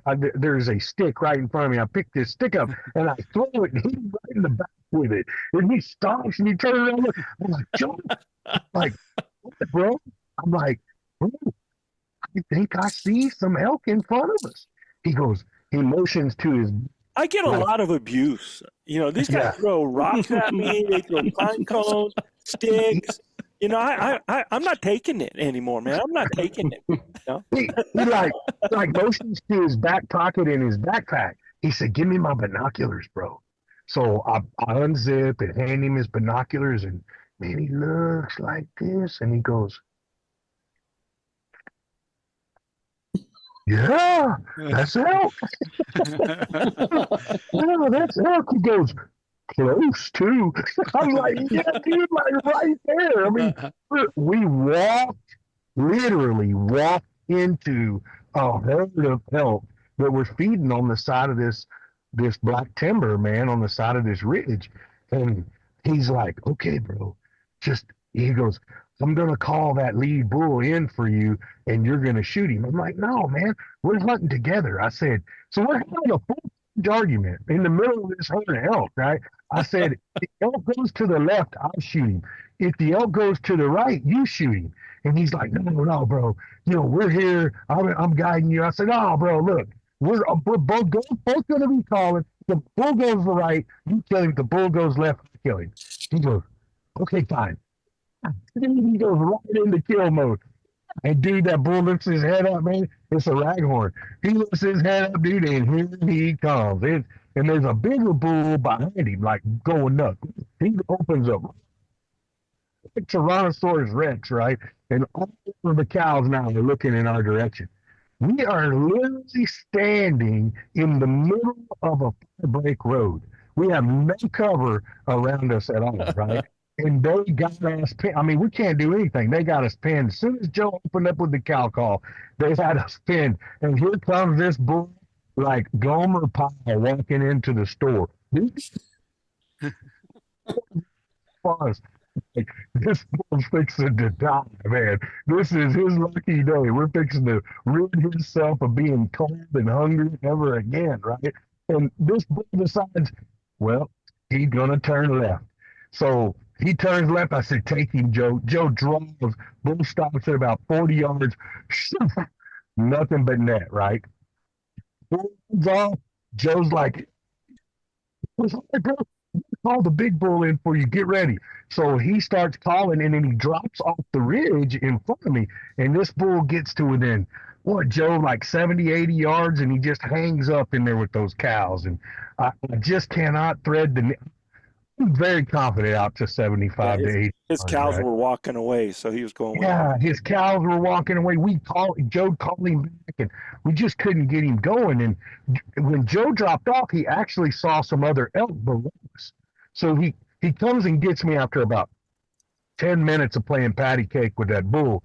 And the bull just wasn't going to play ball. So he just comes to me and goes, come on. I said, "Well, your bull's up here." He goes, "Don't worry about that bull. He ain't going nowhere. We'll get him." So we bail off. And when we bail off, he goes right down there, and there's some elk standing in this timber down there. And we set up in the thick. We had the wind perfect, man. It was so cool. We had the wind perfect. Anyway, make a long story short, he hits the cow call a couple of times. This raghorn comes in. It might have been a spike, huh, Joe? It's either a spike or a raghorn. He comes running in there like he's Genghis Khan, and he's got a buddy with him, right? So we're like, I'm like, "Joe, you sure you hit that bull?" "Oh, yeah, we got that bull." So that bull turns broadside, kind of quartering to me at 44 yards. And Joe says, "Shoot him for 40, man." And I'm like, "Definitely." I send it, man, and it hits like money. Bull stumbles about 35 yards, and his buddy's looking at him like, "Hey, man, what happened to you?" And the bull just falls over with feet up, And I'm telling you right now, dude, I've played a lot of football. I don't know that I've ever been hit that hard in my life, dude. Joe hits me like dog piles me. And he's like, "It's the coolest shit I've seen." He goes, "I watched the arrow go right into him, man." It was great jubilation. And 2 minutes, 2 bulls down, man. It was crazy, dude, how it all jumped off. But phenomenal story, phenomenal. But it's true. Joe can't hear shit. So it's not, we're not picking on him, man. I promise you, can't hear jack shit. So we really, the dude's a crazy elk killer when he can't hear. He just gets them so close if they damn near run him over, So it's just a testament to what a freaking crackerjack elk caller this dude is. And I'm telling you, I love all my brothers, but if I ever get a chance to go hunting with my brother Joe, man, something's gonna die. This dude he calls them in like nobody else. He's the very best I've ever seen. We're all pretty decent callers now, but I promise you, if you line them all up in camp and you get your pick, you're gonna go with Joe Gillia. So phenomenal elk caller. Thank you. You can't hear for shit. You'll have to use your ears. You can call him. You need to put a shock collar on him, and I figure Yeah, that's oh, probably yeah. the best way to get like his that. attention. Because he's going so fast too, stumbling through and just he's like a plowing through the woods, plow, plow, plow, making all kinds of noise, right? And you're like, in a china cabinet, bro. Straight yeah, up. man. And it's hard to catch up. He's going so fast that you're like, Joe, and you want to stop because obviously you're seeing something. And so you need to do completely the opposite. You got to sprint to get to Joe to make him to stop, so got to tackle him. it's counterproductive. Productive, bro. Counterproductive. I knew you were gonna correct me. It's Salida, not Salida, bro. What a novice mistake. Novice mistake. Yes. Well, out front of his English so fast, man. I'm proud of you, Luis. Thank you, brother. I appreciate you, man. Oh, no. Don't be giving him that, man. He gives us all so much crap and you helping him out. I like how this has turned from hunting stories to the roast of Joe Gillia. Oh, my God. Dude, but that's all good, man. It's all good.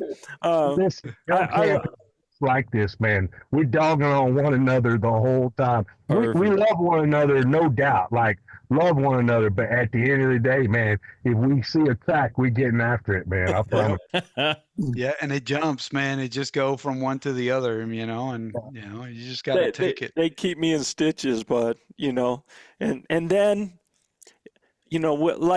what year was it, man? Oh, it was that same year we did an elk hunt with the ElkBros, and I took Manano and Luis. I said, I know this, and we're in this unit 53, all this blowdown. I was like, I know, man, I know that there's going to be elk in the spot. The way I look at it and where all this stuff is are going to be here. So we had to go into this little small canyon, and we had to go up, a little ways on the other side to get into this area, and I mean, it's like friggin' trying to drag rocks to get them up there, man. These guys, and so we get all the way into this area, and sure enough, we call this bull in, man. And Luis is in perfect position. I get up back behind. This bull is just coming up to Luis, and I don't know, how far was that shot, Luis? 30, 35?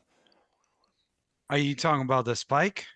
No, the raghorn that came up over there in under Van Diest over there after we hiked all the way through the beaver up onto the other side. So the divine intervention shot. Yeah, it was just a small rag. Oh yeah. It was about 40 yards. Yeah, so this bull comes up and stops broadside in front of Luis. He's in a perfect position to shoot. When he shoots, the bull spins to turn away, and that doggone arrow just goes right in front of his chest like that. So we get the opportunity. We get over there. We get the opportunity to see the elk. We get the shot. Thank God he did not hit that. I mean, it was just like, it's like God helped us out and just turned that elk before he got there, because we didn't know the route out, that we were going to actually use if we killed that bull. We should have, in hindsight, we would have gone out the way we came in. But the way we ended up going out of there got very, very dangerous, right? But it wasn't that bad of a hike, right, to get in there. And we get back to camp, and these guys are like, I wanted to go back the next day, and they're like, no way, we ain't freaking going back there, man. Negative. It's obvious you hate our guts, Joe. It's obvious you hate us, because you nobody would do something like that to somebody, to take somebody in some shithole like that, man. They were so mad. They were so mad. They were like, Beto, we're going with you. I know you're not going to go into some shithole like that. Listen, that day is when we realized the true worth of the bow hitch. Oh, Yes. absolutely. So Armando. he That whole, is shout out to him. so he's not giving it justice to And it's how your first time dangerous. using it, right? Yes. Yeah, it was our first time using it. Yes, he's not giving it justice to how dangerous it actually was. This could have, like, if we were to have like any additional weight other than our packs and our bows already, like if we would have had Elk. Yeah. an elk meat, or the antlers or anything like that, it would have been a life or death situation, man. I'm telling you, it was that steep and that dangerous to get out of that place. And it was getting dark. And it So was getting dark. And so, matter of fact, when we got to the boogie, it was already night time. Buggy. when we got to the what, bro? The buggy, No boogie the monsters. Salida, Salida, Oh, the boogie. the Salida. You need a tissue? You need a tissue? Yes, yes, the Salida, Salida. Hey, got a boogie. Hey, Michael, what's up, man? Are you on my side? What's the deal? I'm on everybody's side. I I'm see how it is, Yeah, man. on man. everybody's side. Dang it! So, Such a rough crowd. so I'm gonna give a little ode to somebody that is part of the Elk Bros, has been part of the Elk Bros, been part of our podcast. If you listen to our podcast, the introduction is done by a man, Mr. Hederman, Mr. Bob Hederman. And Bob has passed since. Bob died of cancer some years back, and but he's still with us. He introduces us every time. We're not going to change that because it keeps Bob with us. But the first time I ever met Bob, he was my neighbor. He moved in next door to me, and after he moved in, he saw me shooting one day out there. You can hear the thump, thump, thump. I shoot a lot of arrows because I'm an instinctive shooter, so I shoot a lot. And he comes out and he starts asking me about it and everything like that, and gets really interested in wanting to do something with the hunting. And Bob kind of fashioned himself as an all about type guy. He can, he was in the music industry, and, he could videotape, and I had his daughter in my video class and stuff. And he's like, well, why don't I go with you on your hunt? And this is early, man. Again, this is pre everything. And, we had the actual tapes, the mini DVs that were inside the video cameras at that time. And Bob's like, I can go along and I can videotape the hunt and everything like this. And I was like, oh, that'd be cool, man. If you're wanting to do that, I think that'd be cool, So I went in and I got one of my Truth series, one of those from Primos and stuff, some of the DVDs, and I handed it to him, and I gave it to him so he could go watch it and see really wanted him to see camera angles and stuff like that. And so he watched it, and he comes over. I'm shooting arrows the next day, and he goes, I think I'd like to do that with y'all, man. He said, it don't seem too bad. So we go out, we find a meadow, I set up the camera, you call, and the animal comes in, and you kill it. Seems pretty easy to me. I mean, that's how Bob thought how it was going to go, Well, I said, Bob, it don't happen like that, bud. I mean, only in the movies, So he ended up wanting to hunt as well, and he was going to videotape some, and then the next year he wanted to hunt with us. So he was going to go out that first year, and he was going to go out with another name that you'll hear with us sometime, Larry Gill. Larry Gill was hunting with me. Bob came with us to film, and what's so cool about that particular year is, the guys say I'm a little bit kind of tight about things, but Kinda. I had killed an antelope with my bow earlier in August that year, and then we're going into September, and Bob says, "Yeah, it's that easy." And Bob, trust me, it is not that easy. This stuff is hard. It's a grind. You got to hunt. You're going to be putting lots of hours just for a second of an opportunity, right? And he's like, okay, all right, and so we go out.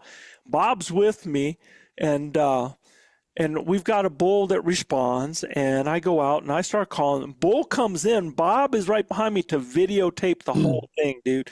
So the bull comes in, 15 yards. I drill him. He dies in, I don't know, seconds and dies off that.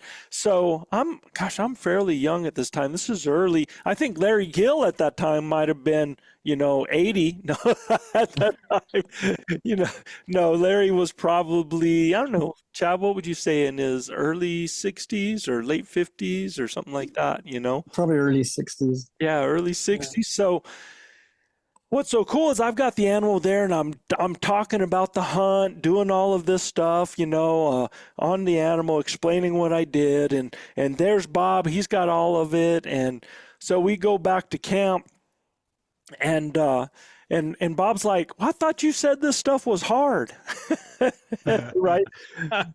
So I was like, dude, trust me, it hardly ever goes like that, right? Well, the arrow I used on that elk was the same arrow I killed my antelope with. So now I got two animals with the same arrow. I always mark my arrows. I have my favorite arrows, and after I shot it, I spin it. It's good.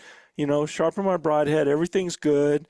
And so we go on, and I'm trying to get Larry and Bob. I'm trying to get Larry to get an elk. So we're driving through this one area. I have all my tags. I got bear, deer, elk, and we're driving to this one area. And I'm driving, and Larry's behind me, and he hits me on the shoulder. I could hear real good at that time, but he just hits me on the shoulder, and he goes, "You just passed a deer." And I said, "So did he stay bedded when I passed him?" He goes, "Yeah, he just stayed right there." And I said, "How far in the trees?" He said, "About 20 yards." I said, "Good." So we were just over the hill. I said, "Okay, let's switch, Larry." So we switch up. I get behind, and what I told Larry, I said, "As we get close, I want you to slow down. I'm going to get off on the opposite side of the four-wheeler. You keep going." We do just like that. Larry comes through. I get off on the side. He keeps going. The buck is watching Larry drive off at 20 yards inside the trees. I shoot him. Next thing you know, we're packing a deer out now we make a makeshift with a stick to carry the deer out and get him onto the buggy and then back to camp. And I use the same arrow that I killed the antelope with and that I killed the elk with, and I've killed a deer. And Bob is like, "I thought you said this stuff was hard." That was the whole thing about that. Well, I still needed to get Larry. I wanted him to get a bull. So I knew of a great wallow that these elk were hitting. So I take Larry into this wallow. We get in before daylight. It's perfect, man, because you got the wallow down below. You're up on a little bit of a ledge with a big boulder in front that just kind of breaks you up, and plenty of trees behind. A good tree for you to lay on, put the hat down, and go to sleep and wait for things to happen. So we get in position well before daylight. I've got my hat down. And Larry's there, and it's just getting ready to going to be gray light, right? It's getting ready to be prime time. And Larry goes, "Joe." I'm like, "What, Larry?" He's like, "I gotta go to the bathroom, man." I go, "Now? Dude, it's getting ready to happen, man. This is getting ready to be." So Larry commences, and I'm like, "Dude, if you're going to go, I want you going 200 yards down the drainage, so the scent's all carrying down." So he takes off and he goes down there. I sit back and I put my hat down. And as I'm in there, all of a sudden I hear rocks rolling. And I'm like, "You got to be kidding me, man." I'm like, watch this bull. I bet he's a 7x7. Larry's down there doing the business, and he's not here. I'm like, "Oh, you got to be kidding me." So I heard the sound, and I just stayed there for a little bit because it's just the gray light is happening really good right now. And it's starting to get a little bit towards shooting light. And I hear the noise again. And this time I look up, I tilt my hat up, and I look up there, and I can see something moving up in there. How long ago was this, Joe? What's that? How long ago was this? Oh, man. 1930, I think. So, So Thanks. you're Thanks, Chav. talking, you're probably talking 30 years, 20 Oh, years. okay. Yeah, no, that makes sense. Okay. Because you were hearing. I used to hear, excellent. So for all you people that, so I grew up a redneck, shot a lot of guns, and we never knew about hearing protection as a kid. Yeah, I started losing it in my late 40s. So, And you're so losing your voice today too. What's up with you, man? I'm sick, man, and I'm still here. So you look up and you see. I see a bear. I can see the silhouette of a bear against the skyline as he's coming on the side. And I'm like, oh, man. And I've got my bear tag, no Larry, right? And I'm like, I ain't going to shoot that bear, man, unless that bear's a big bear. And now it's getting more and more light. The bear keeps coming down to drink from the wallow. And, dude, his belly is like dragging the ground. His ears look like this big right here. Just tiny, man. I mean, so I'm like, oh, he's huge. I mean, this bear is huge. So I'm like, well, I ain't going to shoot him, you know, unless he gives me a good shot. So the bear comes down to the wallow, turns broadside and goes, shoot me, shoot me, shoot me right here. So I draw back, I pop him. He takes up that same hill that he just came down. I mean, he is just ripping it a new one, and he only gets about halfway up the hill, and I hear,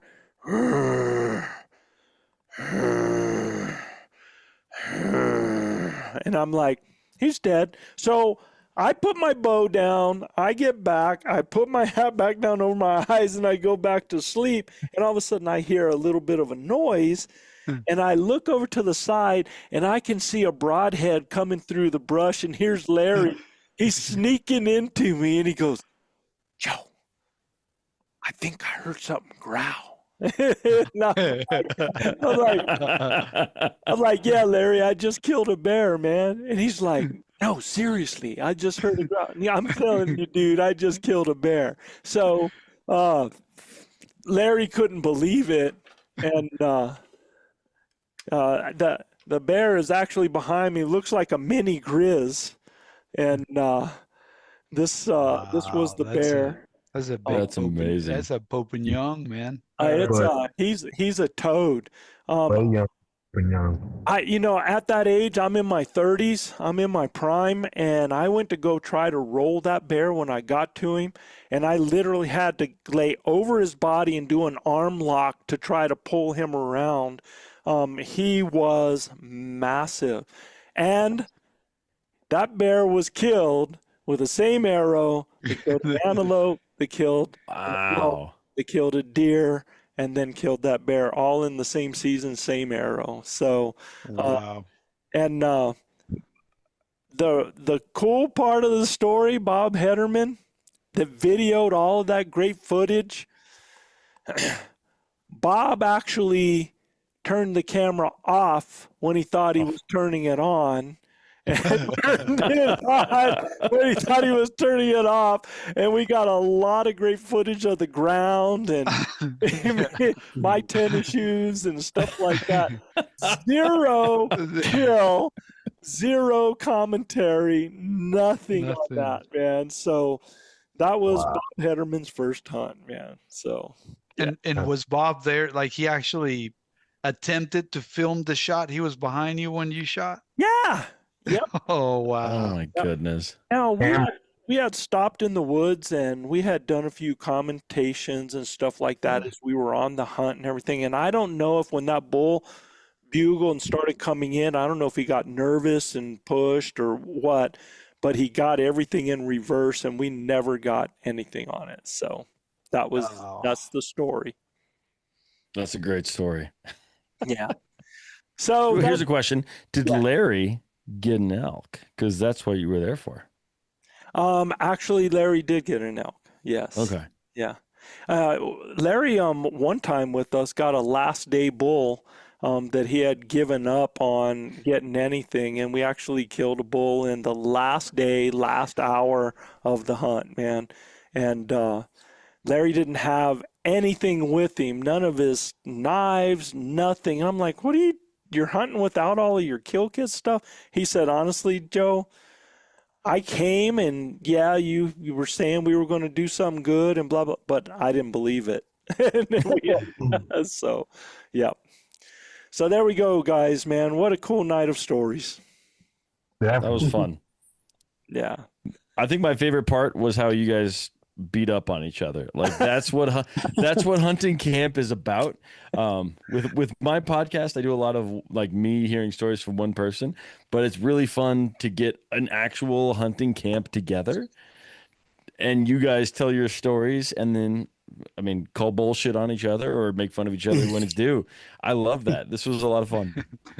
I appreciate you giving us the opportunity to do it, man. We love Elk Camp. We love bagging on one another, but at the end of the day, man, we truly enjoy what we're doing. Yes, sir. Hey, Gil. Yes, sir. You know what to do, man. It's that time. Absolutely. Guys, if you like what we're doing, please subscribe, rate, and review us. You have to go to Apple Podcast or iTunes to review, and be sure to include your name and where you're from to get in on our spin a winner wheel drawing. And you can check out more elk hunting content at ElkBros.com. Guys, we still have some tags available for Unit 53. We actually, Joe and I have been pushing those the last couple of months, and we still have a few tags available. So if only firearm, that's it. No, everything else is sold. Yeah, that's correct. Only rifle tags, and so if you need something, we do have our few hunts available left on our private land as well. So you guys are looking for something to come and hunt with us on the Chase or the Martinez, man, we'd love to have y'all. And just a reminder, if any of our listeners would like their questions answered on our show, just send your questions to joe@elkbros.com. And like we say down here in the Lone Star State, husbands kiss your wives, wives kiss your husbands, hug your babies, keep your brown head sharp and your powder dry. And we'll see you next week right here on Blue Collar Elk Hunting. Yes, sir, man. Peace, everybody. Peace. Thank you, Mike. That was Thanks, fun, Mike. gentlemen. Thank you, guys. Where others fear is home to me. No boundaries for my soul. The pounding, the primal blood, driving hunger like no other, running through my veins. No man versus nature, only me versus me.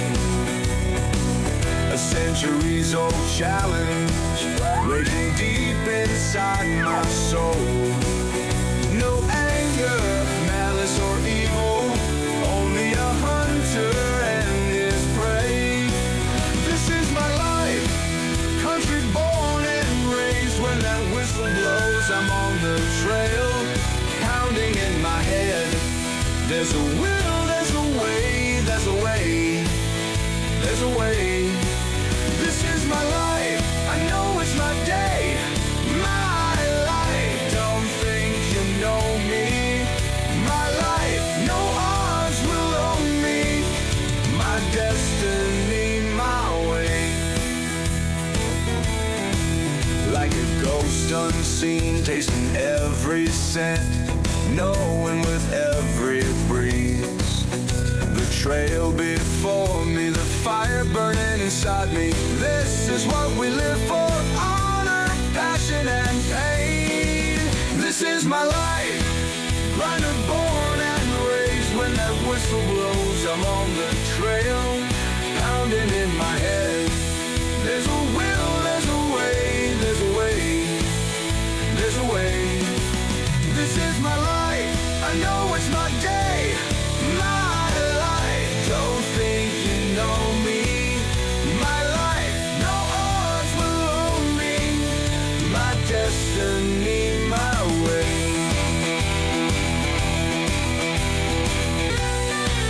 This is my life, runner born and raised. When that whistle blows, I'm on the trail, pounding in my head.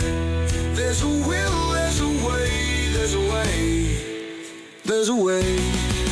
This is my life, I know it's my day.